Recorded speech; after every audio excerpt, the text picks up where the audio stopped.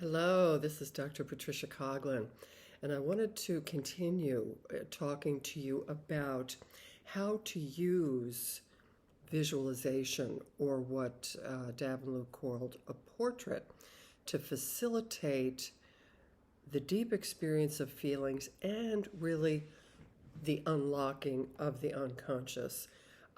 As the saying goes, the devil is in the details.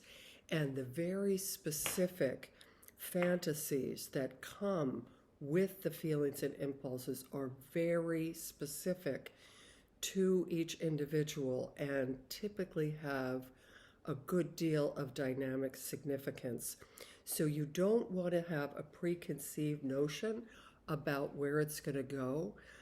This is where what Davenlu calls the unconscious therapeutic alliance really comes to your aid, and it will reveal to you the source of the patient's suffering. So if we take, for example, a case in which the first feeling to come up, often in the transference, in response to defense work, is going to be anger.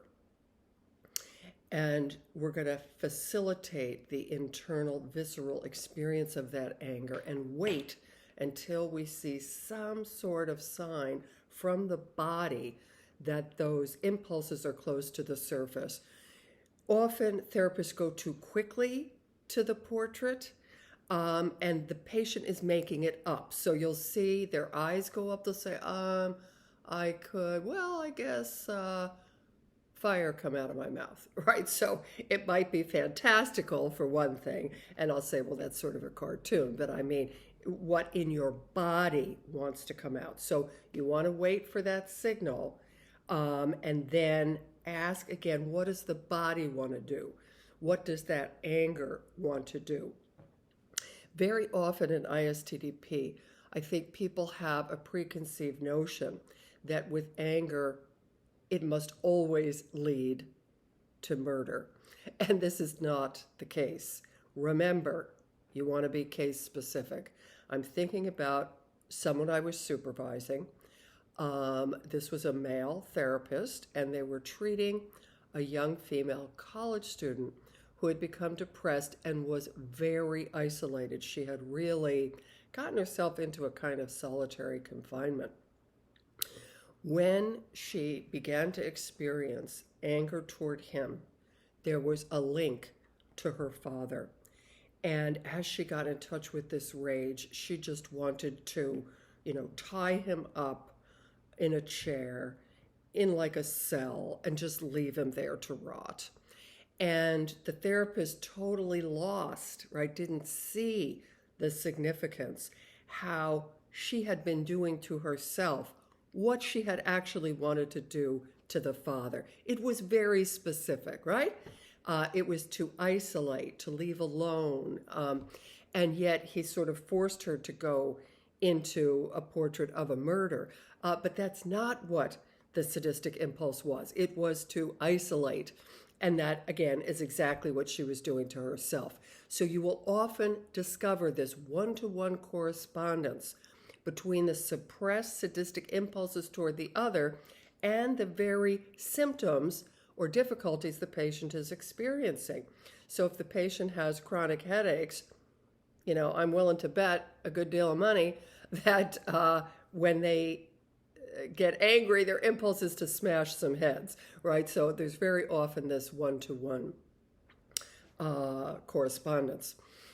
You can also get a kind of torturous rage. I remember a woman who had really been beaten repeatedly, just brutalized by her father. And when she got in touch with her rage toward him, and she just wanted to, like she said, knife him and knife him and knife him. And it was a brutal murder.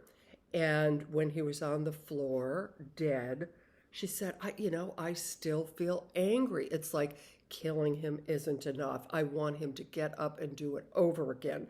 And of course, this made tremendous sense because he had beaten her repeatedly, right? Locked her in the bathroom and beaten her black and blue. So again, it's going to be very case specific. Or another case in which it was always to strangle the person, and this was actually related to the trigger to the anger, right? What this person's sensitivity was to hearing things she didn't want to hear, people saying cruel things. So her impulse was always to shut them up. There can also be sexual feelings and impulses that come up during either during or after, this is an interesting distinction, the passing of rage. So in many cases, you're going to have a fusion of sexual and aggressive impulses. So they might want to, beat me or whoever it is.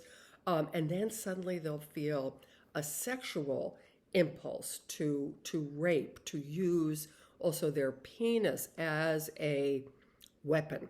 Or other times I can think of somebody who wanted to, just put a fist right up my vagina. So they're using, you can see the fusion.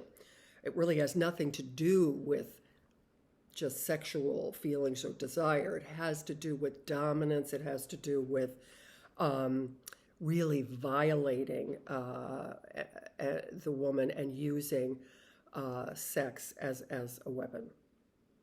And then, of course, going to grief and guilt, and then the desire to repair that. In cases where the men are healthier after the anger, as loving feelings come up, there can then be a desire to make love or to have a loving sexual union. So for these men, often their defenses against their anger actually really subdue and put a blanket on their sexual feelings. They might say, geez, I don't know, I don't have those feelings for my wife anymore. And it's not that they don't have them, it's that they're buried under all of the warded off anger and resentment. And so as that gets accessed and experienced and expressed, then the love and desire come back full force.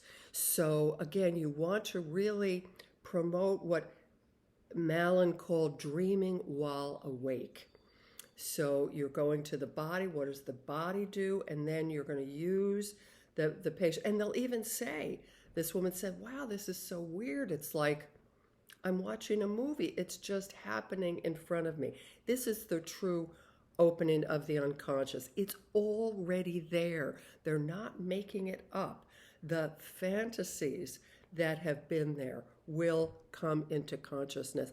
And this is going to help the two of you understand in very specific terms the origin of the patient's symptoms and suffering. So I hope that helps to clarify how to use this very powerful technique to get a deep understanding and resolution of the patient's conflicts. So again, send me comments, questions. If anything's not clear, let me know. Okay, thanks. Bye-bye.